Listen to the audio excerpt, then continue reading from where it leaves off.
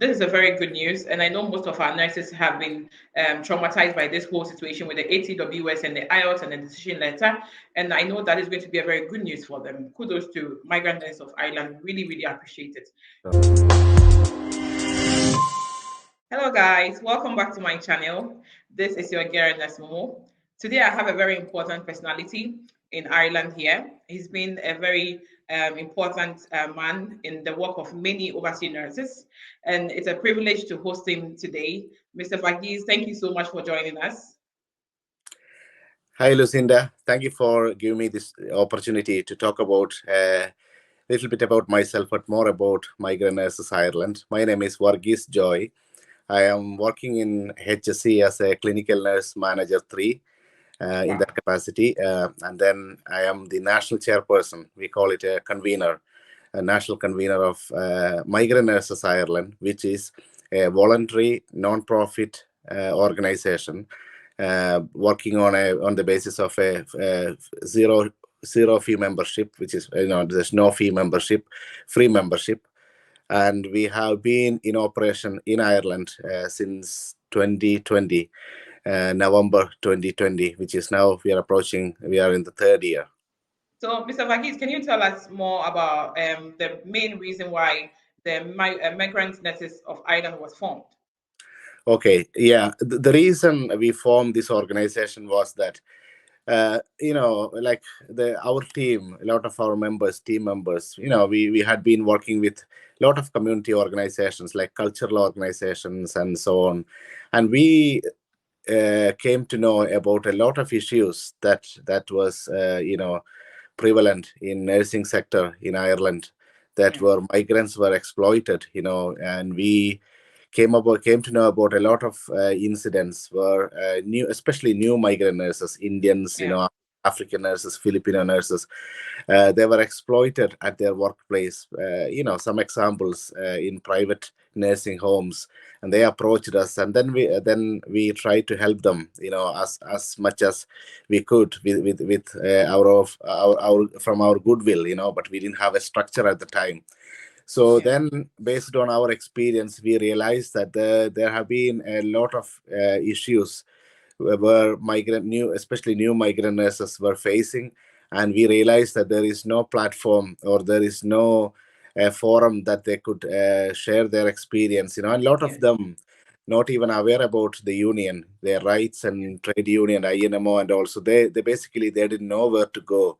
That's how we formed this organization. We came about. I've actually checked your pages on Facebook and your website. I've seen a good fight that MNI is actually dealing with when it comes to the atypical working scheme, which has been a major challenge for most overseas nurses. What is the move with that? Okay, yeah, that is the most pressing issue at the moment.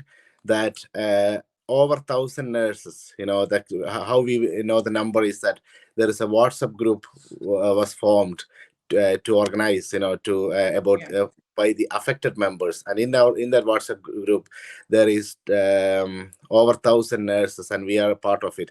So the issue is that there have been massive rejections of atypical work permit, which is the first permit you need a non-EU nurse to come to Ireland.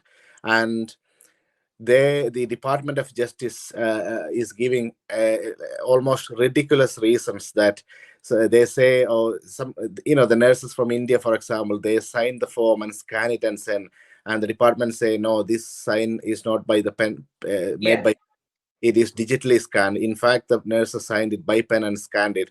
And they say the metadata of the scanned document isn't right. The department is kind of expecting everyone send a scan from their own scanner. But in fact, like in countries like India and Africa and all, they go to the internet cafe and then do from a common scanner machine. And another issue they raised was the fees was paid. Sometimes the nurses may have a relative here or an agent pay for them, and if the money was paid from Ireland, their permit is rejected. And each time the permits are rejected, they have to pay €250, which is not refunded. And one time they ask one reason, and next time they ask another reason. So they, why can't they give all reasons together so that they Since can? So this is a completely a mess now, and over 1,000 nurses affected, and yes. nurses, they lost their job, they resigned from their job getting ready to come to Ireland. They resigned from Mm-hmm. good jobs in the Middle East, Saudi Arabia, UAE and all, and this happened. They totally detrimental to their work life and personal life. They Mm-hmm. have no income. And not only that, this issue can be a very negative impact on the Irish healthcare, that we need nurses here. And we all know that, whether it's a public or private, there's an absolute shortage of nurses. And because the department is behaving this way, they are actually hindering a large number of nurses to come to Ireland. So what we I did about agree. yeah, so what we did about is that we immediately raised it to INMO. INMO Mm-hmm. national leadership, and INMO is contacting the department. INMO is working on that issue. We Okay. emailed, we had a meeting with these nurses, affected nurses, and they helped us to create a massive petition. And that Great. petition is sent to right from the Taoiseach, Health Minister, Department of Justice Minister, and Department of Equality, Diversity and Inclusion Minister. All the ministers we send that, and also the HSE chief, the health service executive, CEO, and Indian ambassador was contacted, just to get help from all the every corner to support Every this. corner. So that's what we did. So we raised it, and then we brought it to the media. Like, I myself was interviewed by RT Radio, the Claire Burn show. Yes. Yeah, Mm-hmm. back in April, or end of April, I was interviewed, and I highlighted this as the main issue, and we Mm-hmm. contacted the journal.ie, and that was covered, and the news came in the Irish Times. And we also liaised with the NMBA. NMBA, we have a good relationship. We are almost Yeah. working as partners. Yes. So I met the director of registration myself and asked for a extension of decision letter, which is already agreed, because Yes. anybody affected with the atypical working permit rejection, they can apply individually for a extension of a decision letter. And That's a then great news. yeah, and then so that has been successful. So any nurse who is affected, they can apply for a extension. And also we requested an MBA to consider to the extension of OET or IELTS, the English test, because after all Yes. rejection, because some of the nurses, they're at the brim of the expiry of the OET or IELTS, and Mm-hmm. that's a massive issue. So we are liaising with NMBA. Hopefully will have a meeting with the NMBA staff. And also we have Migrant Nurses Ireland a few months ago. When the NMBA election happened, we put a candidate. Our central committee member, Mittu Alungal, was the candidate as a board member, which she was elected as a board member. So with her, Wow. with the help of her, we will bring this issue to the NMBA board meeting. Yeah. So this is, as I mentioned, these all are the actions we took so far to resolve this major issue, and we are hoping to get a result in the coming weeks. So that's what we are doing at the moment. That's this is a very good news, and I know most of our nurses have been traumatized by this whole situation with the ATWS and the IELTS and the decision letter, and I know that is going to be a very good news for them. Kudos to Migrant Nurses of Ireland. Really, really appreciate it. When it comes to the healthcare assistants, what is the move with them? Yeah, no, yeah. So before this issue, we were actively working on the healthcare assistant issue, which actually we have been successful in part of it. One of the major demands, it was so resolved. So the issue with healthcare assistant is that, again, in our WhatsApp group itself, the two WhatsApp group, around about 1,500 people in it, affected people. So basically, they are at a lower income, and they are on general employment permit with a basic salary of 27,000 per annum. But to bring the spouse, you need at least 30,000 per annum. To bring a child with spouse, 33,000 needed. So basically, they are on a lower salary, and they can bring the family with them. And that Yeah. is, we felt that is totally injustice. How can you ask a healthcare assistant to continue and work here without bringing their family? So Yes. that was one issue. We raised it. And then second issue was that most of them are nurses who are here who came here as a healthcare assistant, hoping that over the years they could write the IELTS or OET and they can join, they can get qualified as a nurse. And while they are nurses, they are asked to do a QQI level 5, the FETAC level 5 course, Yes. which is a lower course compared to nursing. Nursing, a diploma in nursing in India, for example, is considered as a level 6. A BSc degree is considered as a level 7. And if you have an honors degree in nursing, it is level 8. So when you have level 6 or 7 qualification, you are asked to do a level 5 to work as a care assistant, which is totally ridiculous condition. That so the condition or the clause on the general employment permit is that to get their permit renewed after 2 years, they are asked to do this QQI level 5, which Migrant Nurses of Ireland found very, very unfair, when they are all Yeah. nurses, most of them. So we raised it again. We filed a petition to we initially had a meeting with some TDs and SIP2 rep, and we raised a petition and sent to the ministers, and there was no action. So we actually went into the DOL, the parliament building. There is an Yeah. AV room, and we briefed it with 6 or 7 TDs, from different parties, like there was a TD from Cork and TD from a lot of TDs from Dublin, Kerry, and all. So That's there were 6 or 7 TDs, and there was one senator. And we also met with the opposition leader, Mary Lou MacDonald. And in front of them, we presented the issue, and all the TDs agreed to work to fight against it unanimously, and they decided to bring it to the DOL a few times. So the TD from Cork, Mick Barry, raised it twice in the DOL, and then John Collins from Independent TD, she raised it as well, and then Roisin Shortall, the TD, and she was head of the head of the committee of Sláinte Care before. Roisin wrote to minister a number of times. The TDs can ask parliamentary questions, and the ministers need to answer it. Yeah. So with that all, and we brought it to media and everything. So with that all, the minister finally gave a reply that, if they have 6, 7, or 8 level qualification, they don't need to do QQI. So that is in writing from the minister to the parliament member. So that was a huge success. So that's a huge success. It was, yeah, and it gave a because lot we of have lots of nurses even in Africa yeah, that equally they have their degree, they have their masters, and then they are still required to do the QQI, which is not fair. So I absolutely. think this is a very good fight, and I hope that opportunities for more overseas nurses to become ACS here would also open up. Absolutely, yeah. So that that was a huge relief to all the affected healthcare assistants.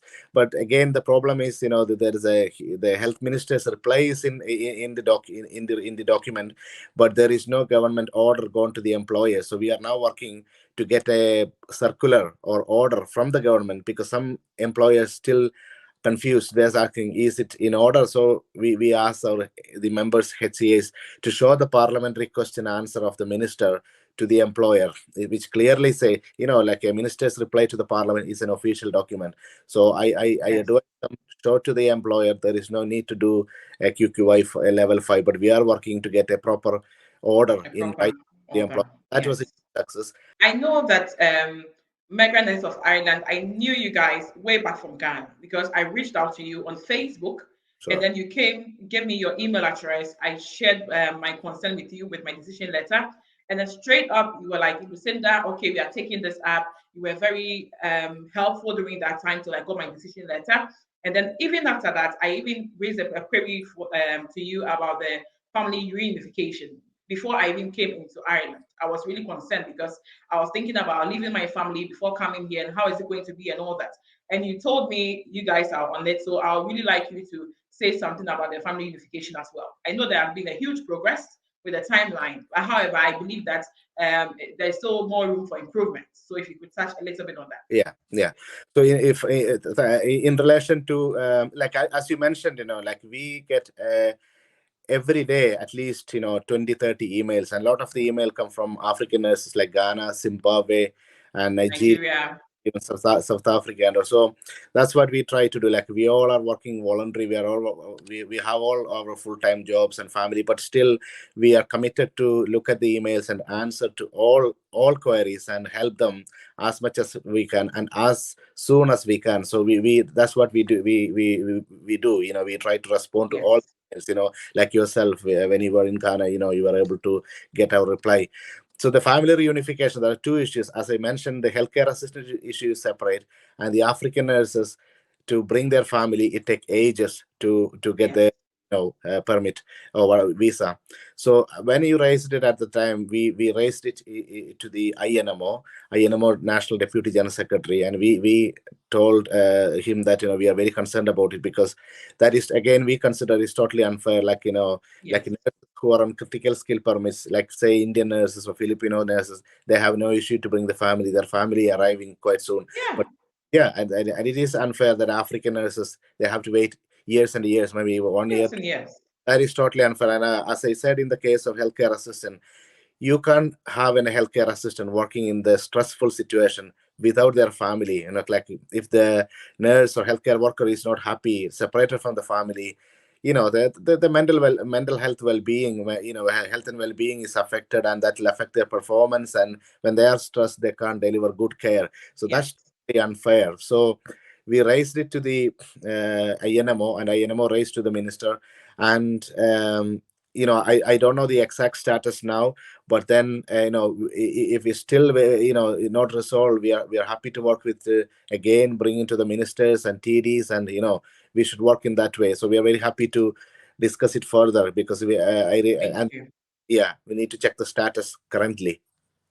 That's amazing, because we have our colleagues going to the UK, and just within 3 weeks they have their family joining them. We have the US, they get to go with their family. So I believe that we should equally have that same importance, since Yeah, we are critical skill workers as well. So kudos to absolutely. you. We really appreciate the entire Migrant Nurses of Ireland. Absolutely. I just want to talk about this when it comes to becoming part of the Migrant Nurses of Ireland. As overseas nurses, how do we all join? Okay. It's very easy to join MNI. As I mentioned in my starting note, that this is a free membership organization. So all you have to do is, if you are a nurse here as a migrant, or even if you are in Africa or India or Philippines, if you are in the middle of an MBA processing, that Yes. if you are working on, say, if a nurse in Ghana or Nigeria started the NMBA process and have a genuine intention to come to Ireland, you can Yes. join at that stage. So we allow people to join from at that stage.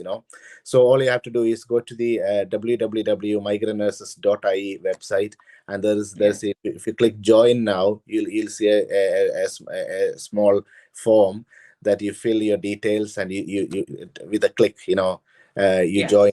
directly. So that's a simple step. And then of That's course, yeah. yeah, and for the updates, like website, we update from time to time, but the Facebook page, Twitter, and Instagram are the daily updated one. Whatever we do, we update straight away, so you can always Yes. follow Yeah. the Facebook page and everything. And there's a WhatsApp group as well, so we can all send the link. Yeah. But through website, that is the official way of joining MNI. That's awesome, because I equally joined whilst I was back home in Ghana. So I know, guys, you guys really have to Sure, join. And then sure. I know I keep sharing the link for other people to equally join, because I've benefited, as I said earlier, so much from Migrant Nurses of Ireland. Yeah. I know you guys have done so much, achieved so much. Yeah. When it comes to future projects, do you have any future projects that you Yeah, guys are aiming to look at? yeah.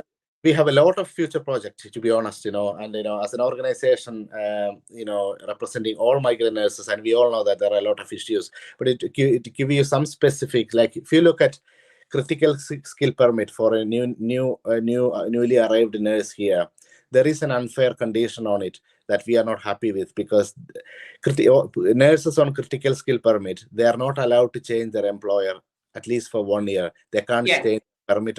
That is very unfair, because sometimes nurses are bullied, harassing, sometimes some racial comments, and racial discrimination. And regardless of how horrendous the working condition is, they are not allowed to change their employer. That is very unfair, we consider. At the Yeah. same time, if an employer is not happy with the nurse, he or she can fire the nurse in the first month or second month, even the first week. There is no problem Yeah. for an employer. That is totally unfair.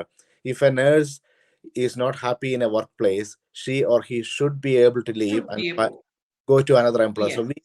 we want that condition on the critical skill permit to be changed, and we are working on it. Change. We already brought it to the INMO, and we will still working on it. We'll bring it to the minister. We met with the Equality, Diversity and Inclusion Minister, Children Minister, Mr. Roderick O'Gorman, and we raised it. So we will raise it continuously. So that's one thing we need to change. Like a nurse, That's, if she is 2 months, if she's not happy, she should be able to go to another place. Basically, yes.